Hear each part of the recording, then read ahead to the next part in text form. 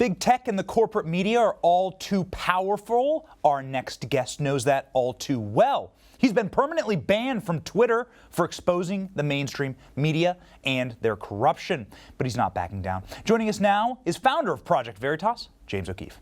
James, do you miss Twitter? In some ways.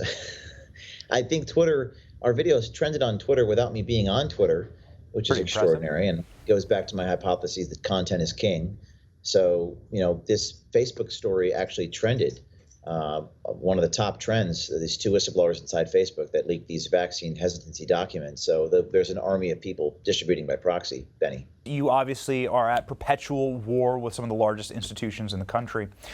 Many on the left would merely say, of course, squealing with glee that you're off the sites, would say, oh, well, they're a private company. They can do whatever they want.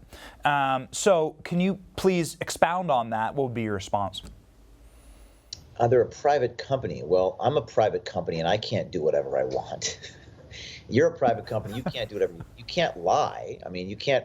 There's the basic laws of non-contradiction or perjury. You can't perjure yourself under oath. That's a federal felony to lie under oath in Congress. In fact, one of the congressmen sent a letter to the Department of Justice alleging perjury after we exposed some things. There are a number of things you can't do if you're a private organization. But the whistleblower put it to me thus. He said that Facebook has more power than the United States Supreme Court because they have the power to control dialogue. And what's remarkable about the documents, Benny, again, I'm going to go back to the statement as part of this Tier 2 classifier, quote, comments that include potentially or actually true facts may be demoted.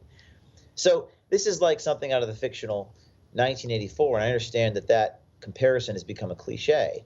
But if Facebook is saying that even if what you're saying is true, it can still be demoted, it's a pretty extraordinary admission. Maybe more extraordinary is the fact that they want to keep that private from you. They don't want you to know that they're doing this. So I would say that even if you're a private company, you shouldn't lie to your stakeholders, your stockholders, and your users. That deception to your audience is unethical and immoral and is anathema to the behavior of a media organization that claims that they're not journalists, that they're publishers. Well, if you're a publisher and you're behaving this way, it's just totally anathema to what we should stand for and what the public square should stand for. And it's so shocking. And if you don't solve this problem, you can't solve any problem. James O'Keefe, thank you so much for joining us. Thank you, Ben. You just watched Newsmax TV, America's fastest growing cable news channel, now in more than 70 million homes. You can get Newsmax TV on your cable system or check your cable guide.